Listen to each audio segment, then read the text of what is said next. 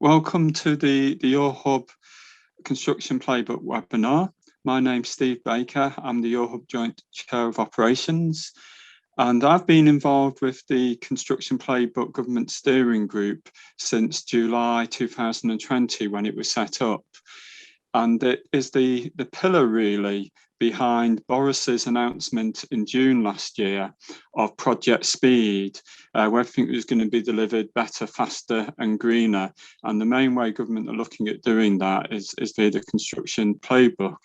And I was asked to join the steering group in my position as the Local Government Association chair of their construction strategy group. The other people on the steering group tend to be big contractors, some consultants, and a number of trade bodies.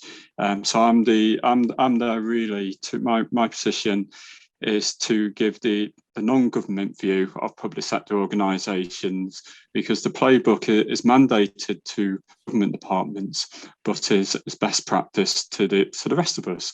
And with me today, I have Fergus. Fergus, would you like to introduce yourself?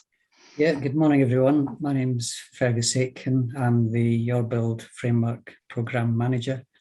I've got about 30 years in the construction sector, mainly as a chartered quantity surveyor.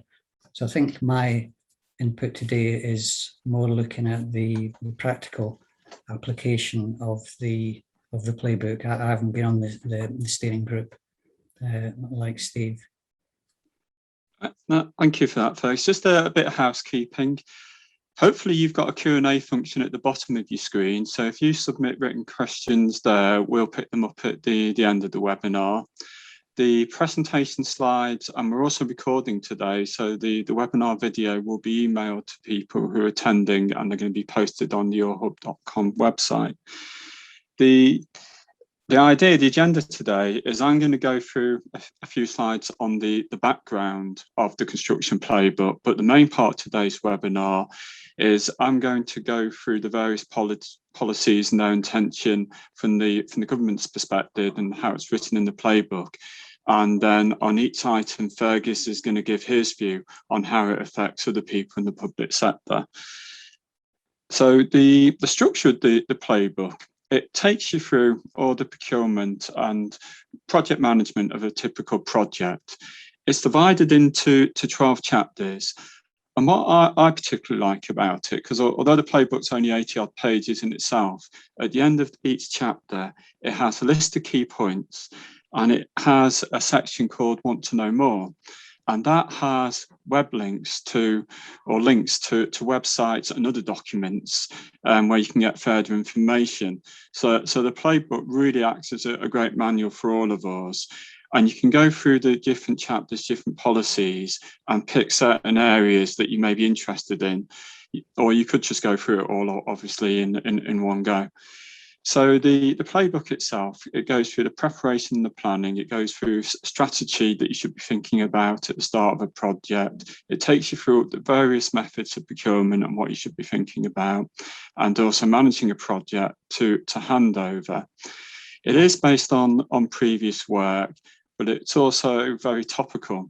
So it addresses things like the emergency climate change that lots of councils are now signed up to, net zero, modern methods of construction, etc.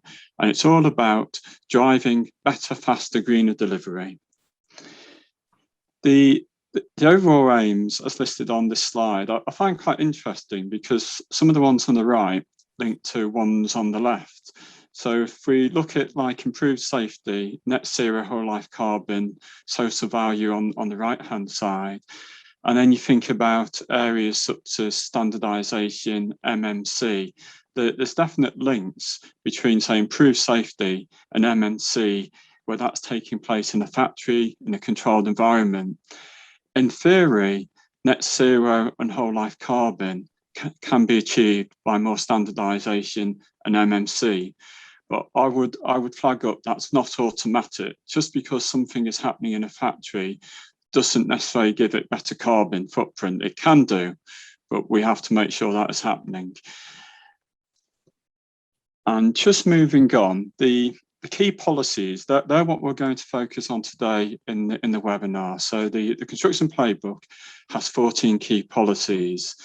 The ones in white actually come from something called the Outsourcing Playbook. And the Outsourcing Playbook, which was published in June 2020, whereas the playbook was December 2020.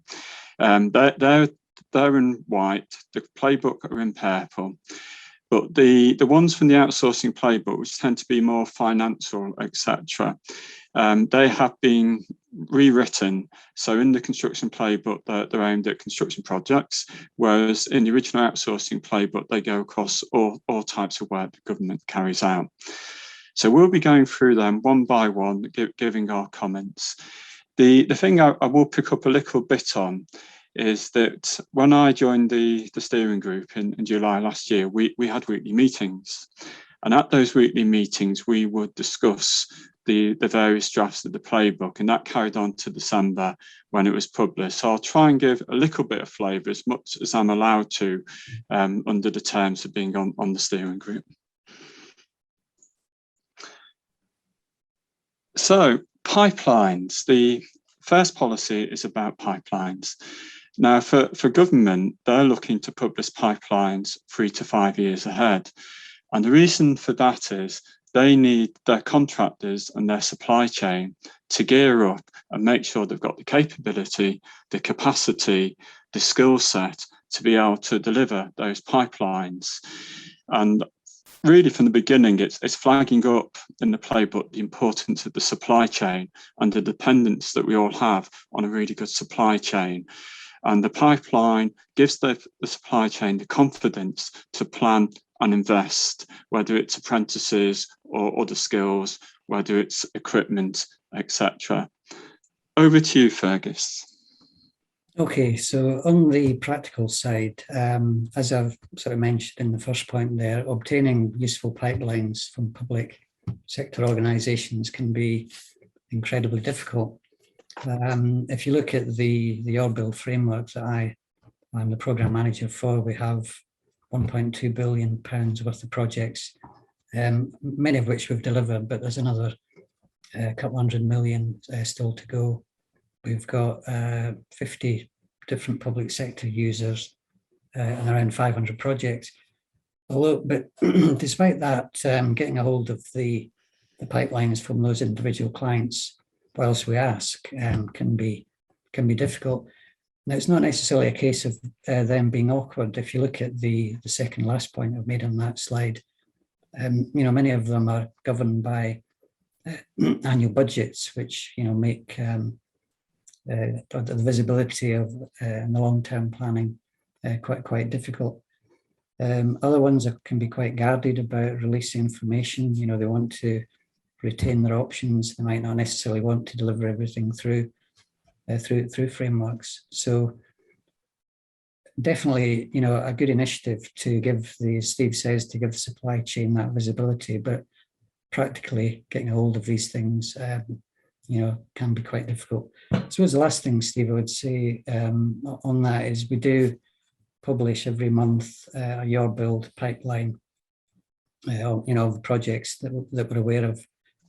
I think one of the other challenges we've got is that, and it's the point I've made on the slide, is that the dates we're given and the values can be quite difficult to pin down. So I think it's a bit of a frustration, for the supply chain, that whilst they get the pipeline, can they actually rely on the dates that have been given? Because invariably, what you often find is those dates go back and back and back again.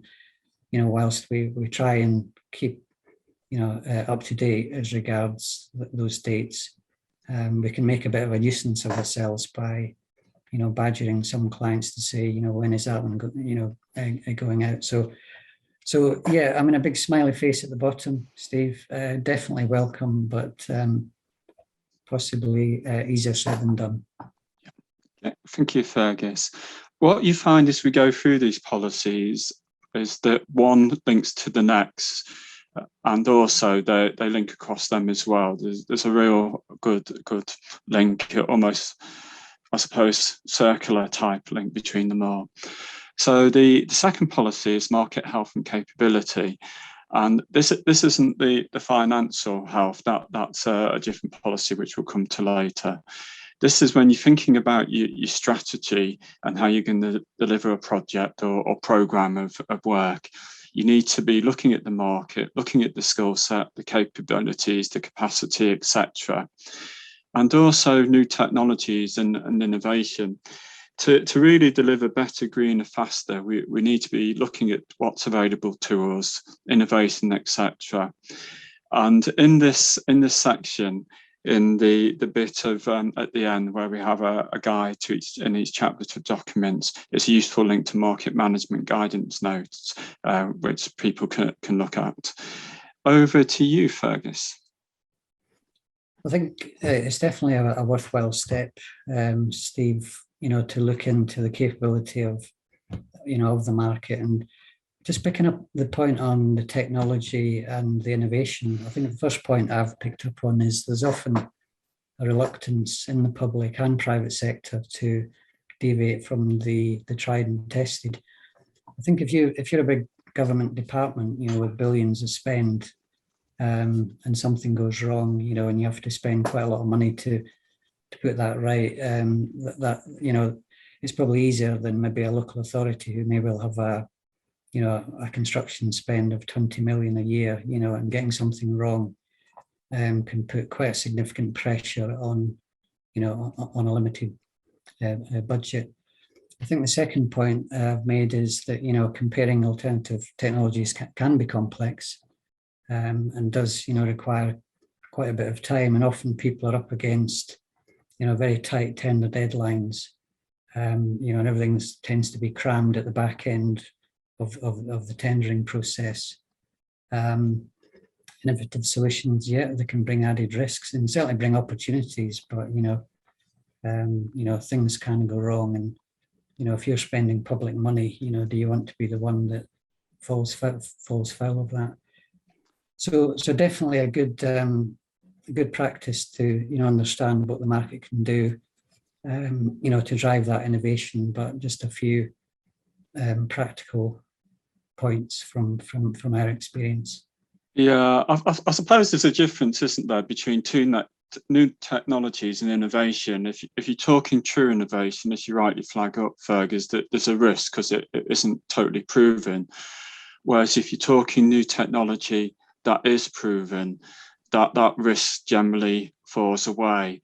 And that's possibly, as you say, for smaller clients, smaller public sector organisations, that's where they should be looking at the proven new technologies. So moving on to policy 3, portfolios and longer term contracting.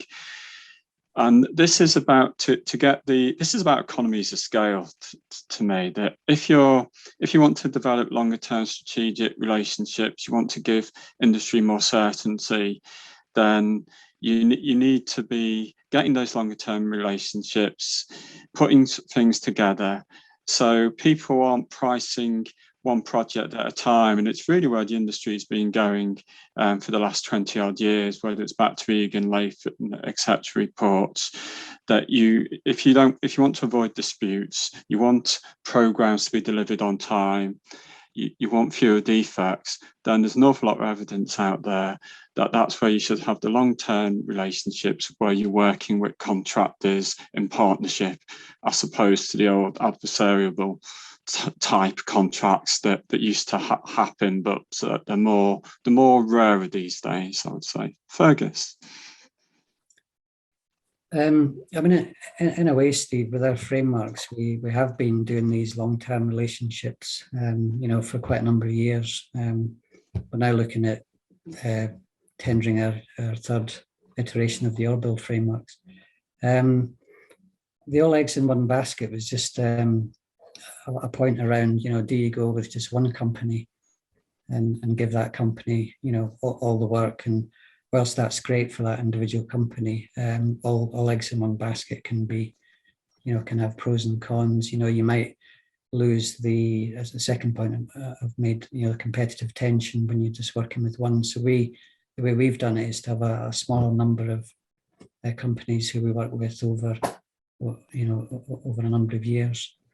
And again, being a local authority, most local authorities want to keep the spend in their local areas. And if you bulk up, aggregate projects together that pushes out the smaller companies, that doesn't necessarily go well, in terms of the local economy. I think your point, Steve, the more project bundling, I think that's that is a great thing, where you're bringing a number of, say, school buildings together to procure them as a batch, and may well bring economies of scale. But if that runs across different client organisations, that can be quite hard to achieve.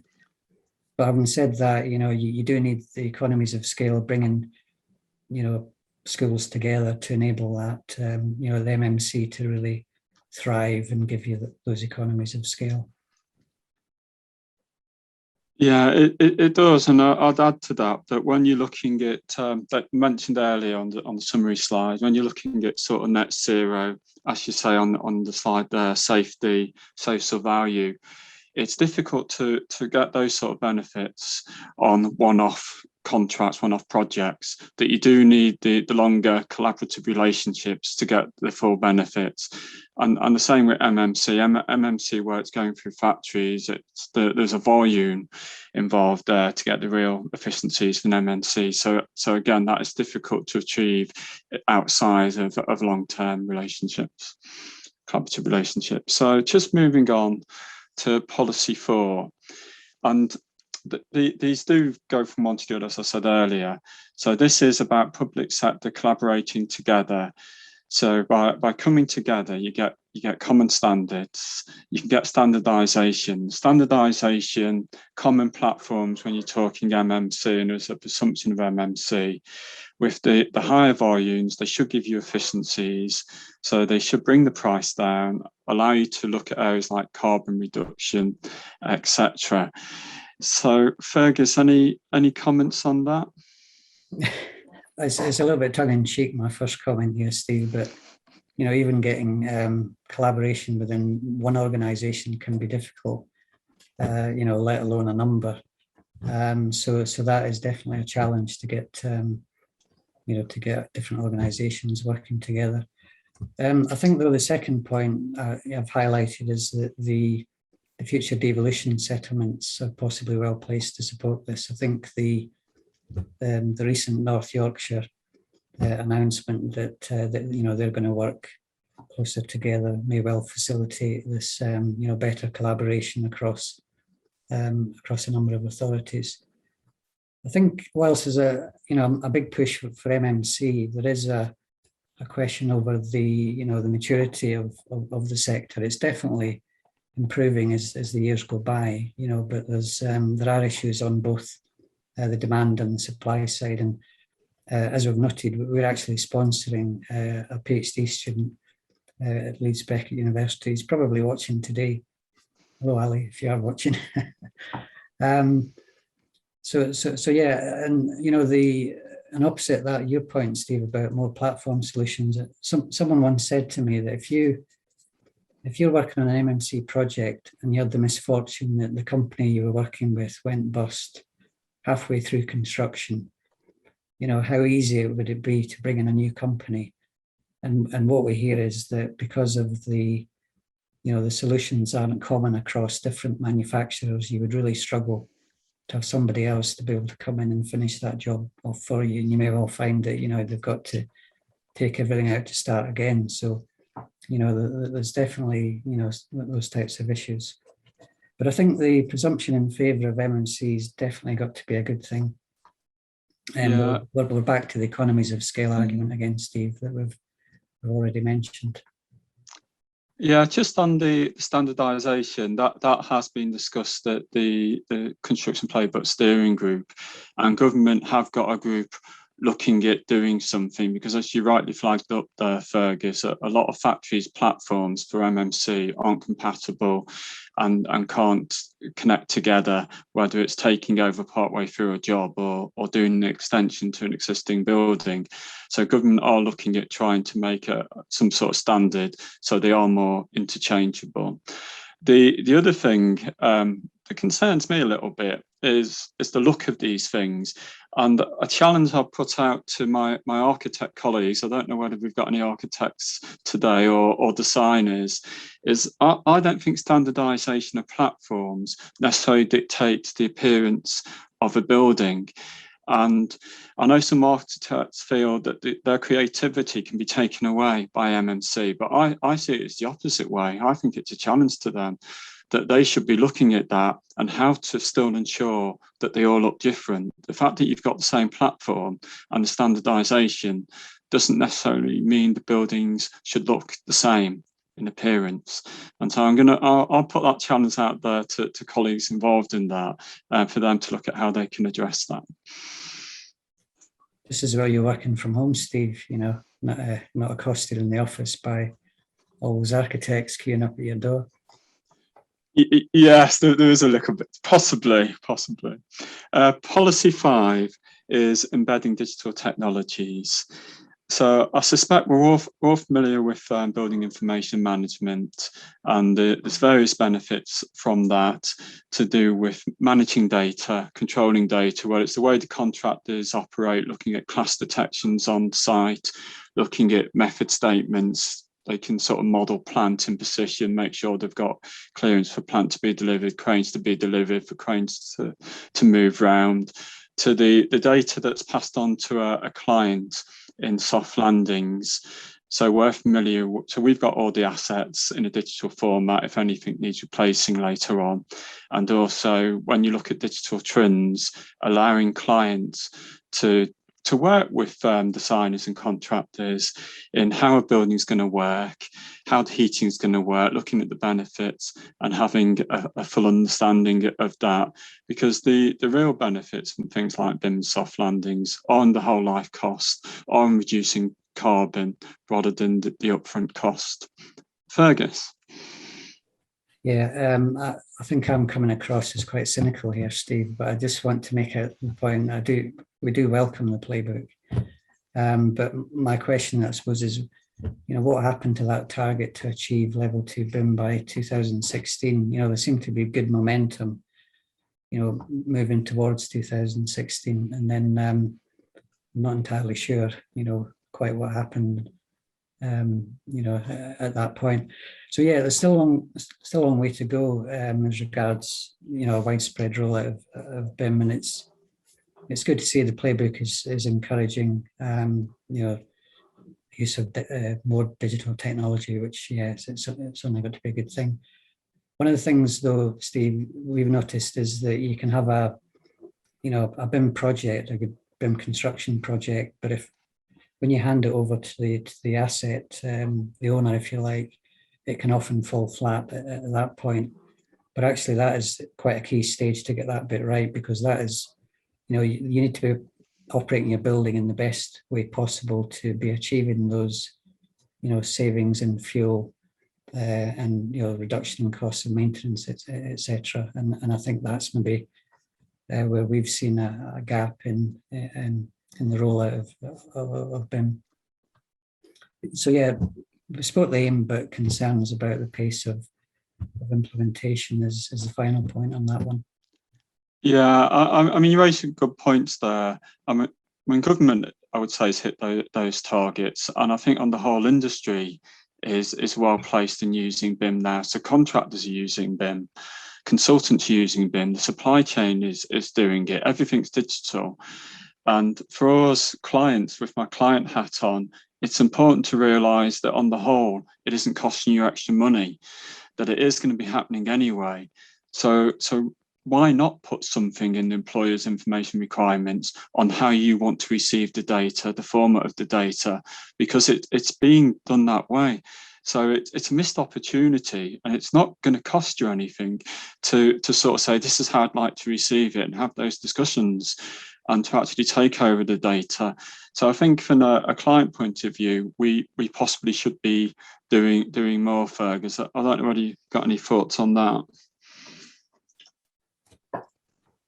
think, I mean, within YORbuild, we've got some BIM, people that will support users of the framework, when they maybe they want to improve the take up of BIM. So we can provide a degree of support there and signposting through through the YORhub framework, through through Chris Bourne and others. Yeah, no, that's good point. Early supply chain involvement. When we started off as the steering group, like everyone else, we were calling this ECI, early contractor involvement.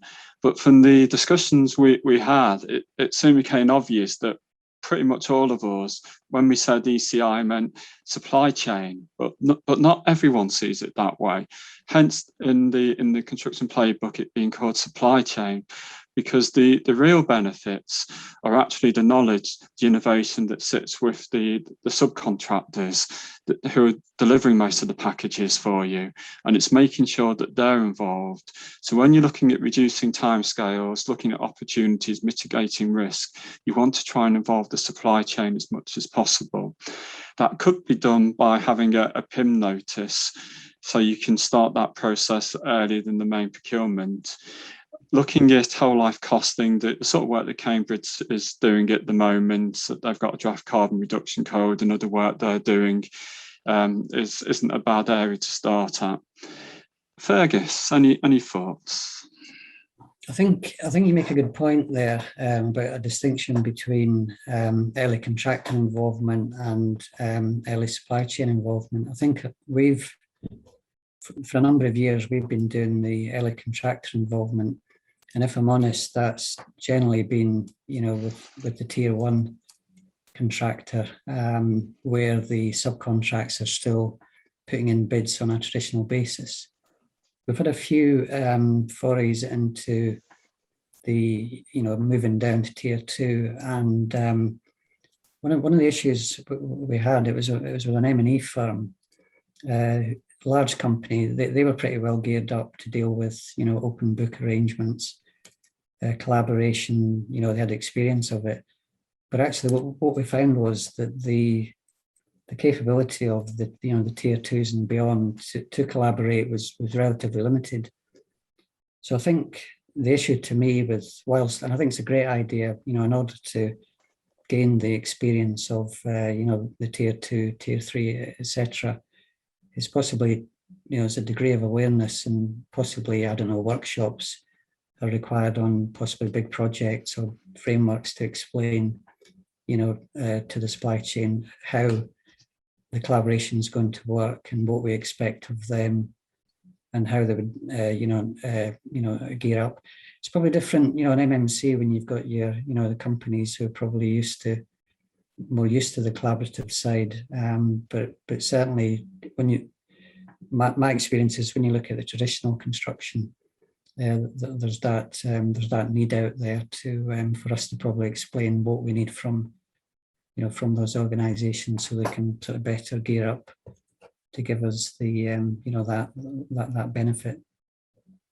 I've made a few points on the slide, Steve, I've probably not mentioned, but I think that was just more about if you I use the term getting to bed early with a company, they may well end up selling you a product that's specific to them, and it was just a bit of care to be made as regards not if they help you, for example, in putting together a specification, that they don't specify in such a way where it's only their product that could actually be delivered, and therefore it gives them an unfair advantage. But I do definitely agree. This is one of the biggest areas of the the difference that's required across the 14 sections that that we're looking at. This is definitely one that I'd like to see more effort going into. Yeah, totally agree with you there, Fergus. And it's interesting that you mentioned, just leading on for your comments, it's almost like we planned this, outcomes. So to get the real benefits from supply chain and the whole supply chain, including the tier one, is not being prescripted about your outcomes. That there's a lot of innovation out there, and if you don't focus on outcomes, then how are you going to make sure you unlock that innovation, you get the continuous improvement? So there's a fair bit in the playbook about focusing on the whole life value, performance and cost, and not looking at your bespoke solutions, and looking again at platform. The Innovation Construction Hub have something called the Value Toolkit, which I appreciate some people may be familiar with. But essentially, the Value Toolkit allows a client to do some set up what they call a value profile, where they look at areas that are important to them and they weight those areas. And by weighting areas, which could be environmental, they could be net zero, they could be other areas of interest, they can then look at that to focus on the importance of different outcomes and feed that through. But that's probably that's a webinar in itself, the Value Toolkit, and the link to that in the playbook. Fergus. Yeah, I think there's a place for outcome-based approach. Employer specifications and the like. The list of points I've raised sound a bit negative, Steve. It's about they can be difficult to get right. It's not always appropriate. I mean, in local authority projects are often refurbishment projects or extending buildings, and the lighting system or the security systems, you want them to match, or the heating, you want it to be identical. So it isn't always appropriate to use an outcome-based approach because you want the product, exactly the same. But it does, it can put a lot of effort back on the tenderers, to look at all those different solutions, which in the current market, I think, they're busy enough without, being put to a massive amount of effort in looking at all, lots of different solutions. So there's issues around that. Tender evaluation can be quite complex when you do have different proposals. You need to watch for ambiguities, and will you get the same quality at the end of the day? The second last point I've made is it's the old chestnut of so sometimes the budgets are split between those that are paying for the capital or the build costs and those that are dealing with the running costs. So sometimes you've still got that issue of somebody's looking to get the cheapest construction cost and they aren't too worried about the operation of the building, which still persists as a problem today. But the final point, definitely encourage innovation and can offer good value when it's appropriate to use an outcome-based approach. Yeah, I think you raise a good point there, Fergus. And I'll get the wording wrong, but I'll have a go. But it's essentially that if you work the way you've always worked, you're going to get the same outputs as you've always had. And the thing is, for some types of construction, some maintenance contracts, that's probably what you want. And so, as you say, working that way isn't necessarily a bad thing for some of the work that we would carry out as clients. Whereas other work, you definitely don't want that. So I would suggest this is horses for courses. Would you agree with that, Fergus? Yeah, fair comment. Yeah, okay. Benchmarking and should cost modelling. So when working out strategies and how you're doing things and costs, then using previous cost benchmarking is always a good starting point. Looking at why things went well, why programs went well, for including they mentioned greenhouse gas emissions, but all areas is always good, because that's how you've operated, it's how your teams operate, it's probably how your partners operate. So making use of things that went well and taking advantage of that, and avoiding things or taking measures to avoid things that went badly happening again. The other bit in the benchmarking bit in this that intrigues me, and I know Fergus, I suspect, will comment on this more, is that central government departments are told to refer any abnormally low bid, and their definition of that is more than 10% lower than the average of all bids, to the cabinet offer prior to accepting it. And I will let Fergus comment on what he thinks of 10% being something that should concern you. Well, you've taken the words out of my mouth there, Steve. With my QS hat on, I would have thought that 10% lower than the average is within the normal spread of prices. And again, with my QS hat on, use of previous cost benchmarks and historical data, isn't that how you do? Most people do estimates anyway. I should be doing them. So apologies, I'm being a little bit cynical here again, but the last point I've made there is, again, the emphasis on whole life carbon and whole life costs is definitely a good thing. And we've done a bit of this now, and there's well established norms for evaluating on whole life costing that we can share with people if need be. But we do need to get away from this, focus and emphasis on those initial construction costs only, because it's to the detriment of the initiatives around net zero and so on. Yeah, no, good points. Thank you for that, Fergus. So moving on to policy 9, delivery model assessments. So this is looking how you structure your delivery of a project or programme. So there's a link here to best value, the value profile, which is the Construction Innovation Hub's value toolkit that I mentioned earlier. That's where a client can create their value profile. Risks that's a separate policy which we come to, but risks is obviously very important, and appetite for risks and client and market factors.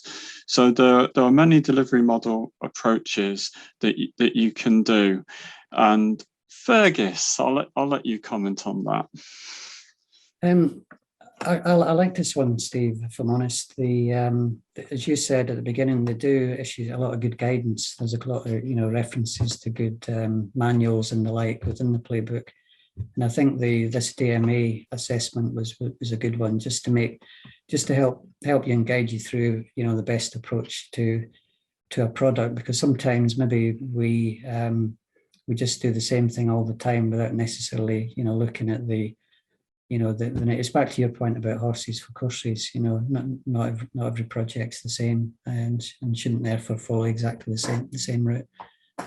So yeah, no, I quite liked this. I thought it was a good discipline to have a look at their methods, this DMA. Yeah, and it reminds me of you made a comment earlier about all eggs not being in one basket, and that definitely goes for your delivery model. Frequently, we would recommend YORhub because obviously we run the YORhub frameworks, but at the same time, YORhub isn't right for everything, and there's a lot of contracts that might be better placed with a good local SME. And then there are other contracts where you really need the advantages of the longer term frameworks, whether that be YORhub or another one of our colleagues, National Association Construction Framework colleagues across the country. So it is really taking a view of what you want to deliver and the best way of doing that. And there's various options out there. So effective contracting. So this is looking at the form of contract, the outcomes, your procurement strategy, etc. And the scorecard is something that government's trying at the moment, but I suspect most clients have some sort of KPIs that they use to look at outcomes and continuous improvement. Now, when you link back to collaborative relationships of various sorts, whether it's a framework or other types of partnering arrangements, you can get real advantages of KPIs, because you can do more incentivization, you can give more opportunities, you can work with your partners over the life of the collaboration that you have to improve outcomes and all improve together and gain from the things that have gone well. And it's a lot easier to do that on long-term relationship contracts than one-off projects. But it's also having to really going back to the comments from the previous policy, there is flexibility depending on what you're doing. And some of that is around options, whether you're using NEC, JCT, the alliance contract, etc. The government is doing some boilerplate model clauses, and they're looking at them at the moment. And we've had some discussions at the steering group, and the boilerplate clauses, the model ones, come from the fact that various government departments use, say, slightly different seg clauses, if you're familiar with NEC. And contractors raised, quite rightly, I would say, well, why haven't they all got the same seg clauses for things that are similar that they're delivering? And it would make life so much easier for us that we don't have to keep spotting these variances. So I'm quite looking forward to seeing the actual list when it's produced and the publication that has these model clauses in, because I suspect we can all benefit from that. But as far as I'm aware, it's not being published yet. Fergus? Yeah, I didn't think there was a massive amount that was new in here, Steve, if I'm totally honest. You've mentioned they allow there's options to use NEC, JCT. We do that within YORhub frameworks. The other point you made was there's flexibility to use frameworks and alliancing. And again, we've been doing frameworks, for a while. One thing I did notice in there, they gave some guidance on, running tendering exercises, but probably give a plug for our YORhub guide on what a good tender looks like. I think ours is probably far more comprehensive than the limited guide they've given in the playbook. So that's, one area where if people have a look on our website, especially clients out there, that guide has been developed with our contractors. With the experience we've had over the last few years of tendering, about how to improve tendering, which is one of the aims of this section of the playbook. So yeah, I think I was a bit neutral on this one. I felt that it was there wasn't a massive amount that was new in it. But as you say, Steve, very interested to see the boilerplate clauses, and it may well be that we adopt those ourselves, just to give that consistency across between central and local government. Yeah, that's good. Thank you for that, Fergus. So risk allocation, I suspect most of us in construction are familiar with risk parks, doing risk registers, etc. And what they're flagging up in the playbook is that some people automatically, or some clients automatically, I think, try and put risk onto the contractor. And obviously a contractor will look at the form of contract, the project, and they will price for those risks. And I think also some clients don't always appreciate that you can try and put all the risk on the contractor, but depending on the form of contract, the risk may not be sitting with them, or there may be parameters of how much of that risk that they take on. And really, risk should be owned or jointly owned by the party or parties best able to manage and bear them. And that may be the contractor. It could be the client. Certainly, East Rhine Yorks Council, where I work, we frequently will carry the risks ourselves because we feel we're better placed to carry some risks rather than have the contractor price for them and include for things in the tender that may never happen. And so in the playbook, they recommend joint working to develop those risk pots before construction commences with your contractors, partners, and decide who is best placed to bear them and how you're going to allocate those risks. Fergus? Yeah, I totally agree with the aim behind this section of managing risk collaboratively. I think what we've seen during the pandemic and of late, and if there's any contractors from YORbuild watching this, they'll realise there's been a lot more direct selection. There's been a lot more, maybe two stages approaches, where in the past it would have been, traditional single stage tendering. So, I definitely welcome those collaborative approaches, because what it is allowing you to do is better risk manage projects. But Steve, your point about risk dumping, where you often might see the client putting all the risk on contractor. I've seen it actually the other way around, where on a negotiated project, towards the end of the negotiation, you've often got the contractor trying to dump the risks back on the client, and perhaps some of those risks are better carried by the contractor themselves. Yeah.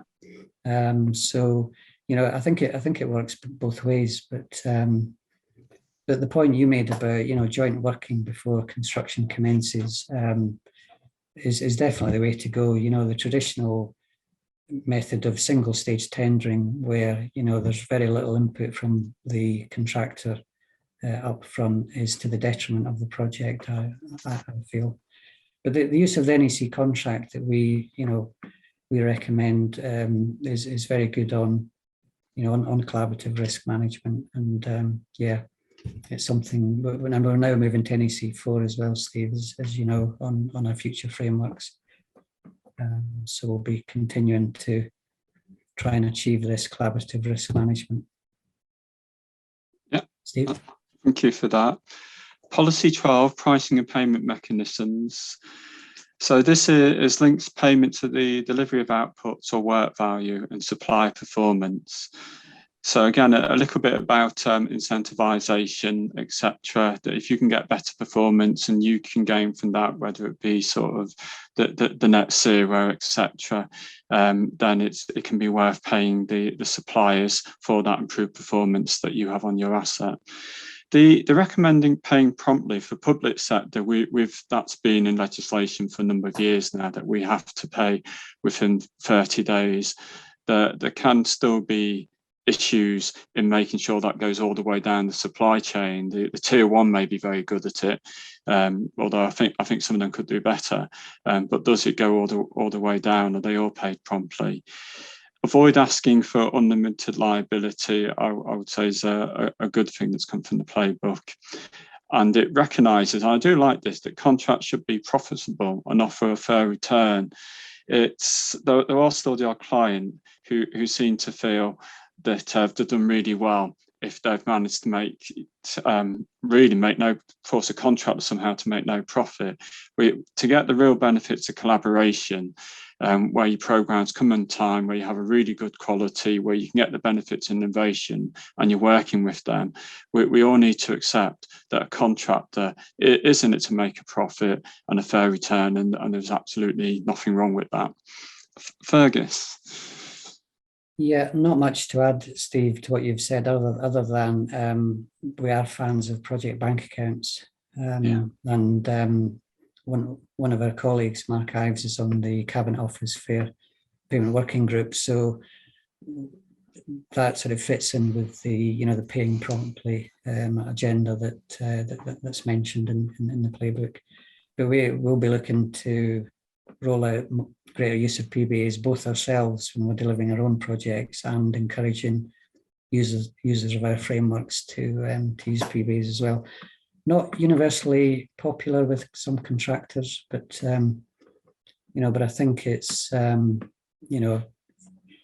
the whole construction industry, it's a very fair way to go to ensure that the supply chains are being paid promptly, and I think that does reflect in better prices for ourselves as public sector procurers, and probably better input from suppliers if they feel they're being treated fairly in the way we go about our business.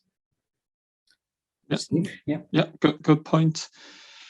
Assessing the economic and financial standing of suppliers, I think this is something we're probably all familiar with, further to Carillion, etc. I think most clients have spent a lot of time on this. But the playbook does give you links to the latest sources and information, including the outsourcing playbook that I mentioned earlier, and there's other documents that are really useful. So I'd recommend that people look at that. So we do need to make sure firms pay their supply chains promptly. And we do need to make sure that although assessments initially can be backwards, that when you have your contractors and you're working with your contractors and you're on long-term collaboration, etc., or one-off projects, that you're still monitoring them. So if things do go wrong, you can pick it up earlier and put a mitigation to deal with it. Fergus. Yeah, as an example of the ongoing monitoring, Steve, we subscribe to Credit Safe, so we're getting daily updates on changes in financial credit scores and and media that's been published about firms. So there's that.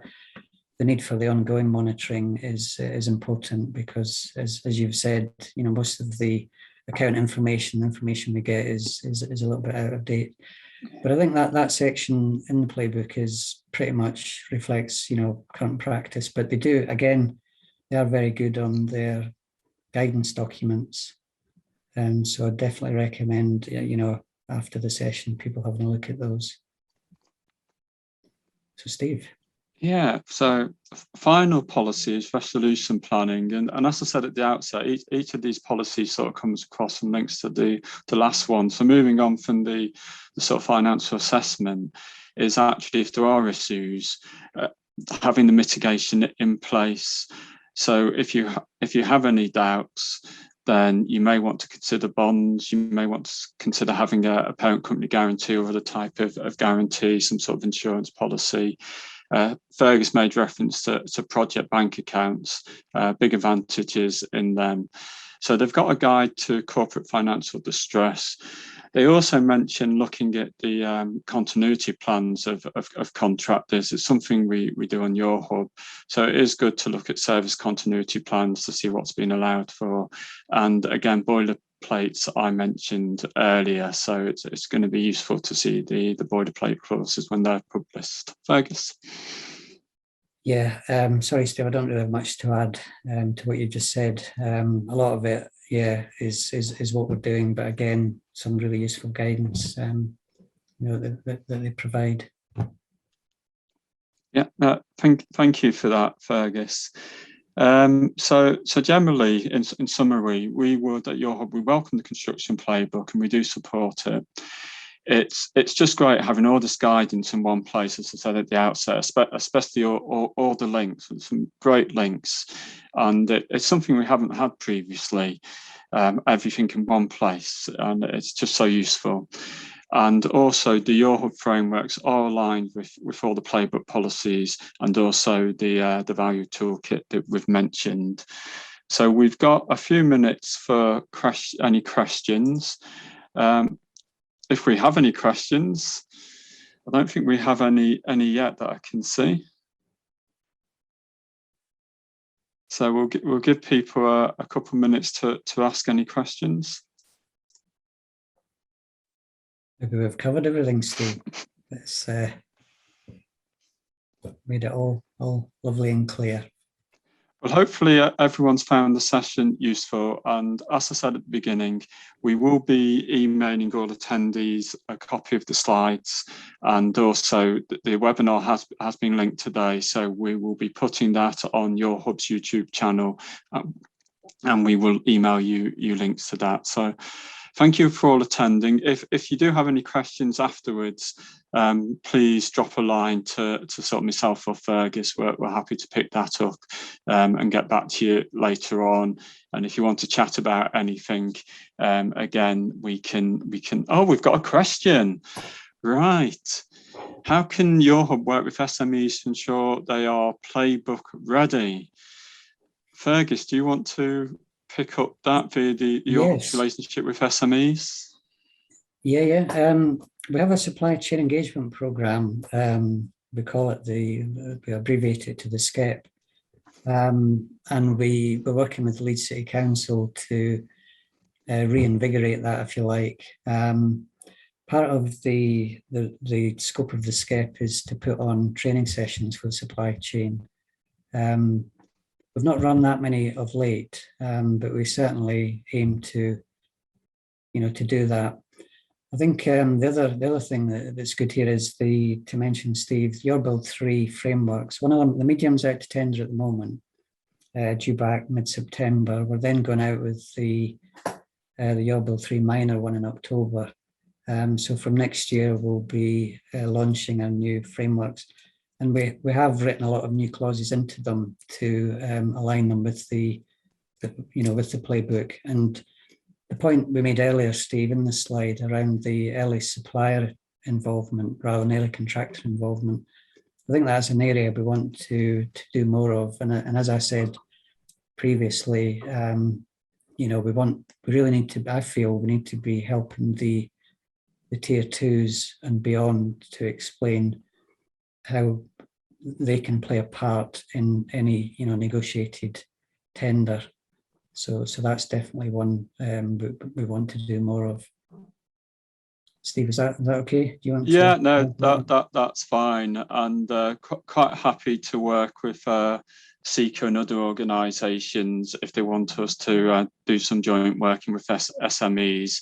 That's a conversation we're open to have. Second question, Fergus, how can bidders for the new YORhub free access the YORhub portal to ensure they are inviting YORscape members to tender? Anybody that's bidding for YORbuild 3 at the moment doesn't really have to invite any supply chain member to tender at this stage. So I suppose that's the first point I would make. But if a company then is successful in getting on YORbuild 3, then they would encourage the supply chain their supply chain to join the SCEP. And what we do ask of the YORbuild 3 companies is that they post opportunities on our SCEP website to enable companies to see tendering opportunities through the call-off projects under the framework. Steve, you made a comment there. Did you want to comment? No. I think, as you say, it's something that we started in 2011, and we do SCEP events, we do training events where contractors, once they're appointed to the frameworks, can actually meet SCEP members. During the pandemic, that hasn't really happened, but hopefully going forward, we'll be able to get back to that. And third question, Fergus, do you know when YORbuild minor frameworks will be issued? October is the plan. The reason for that is at the moment the medium one that's out to tender is due back in mid-September. We didn't want bidders to be those that might want to apply for both to be bidding for two frameworks at the same time. So we decided to put back the tendering of the YORbuild minor to October. I would hope, Steve, that it's nearer the beginning of October, but I wouldn't necessarily like to cast that in stone at this stage. But the documents are well advanced. Right. If there's no more questions, thank you for listening to us today. Hopefully it's proved useful for you, and as I said earlier, we're open to have discussions and conversations if people want to contact us outside the webinar. Take care now, everyone. Thank you. Bye. Bye.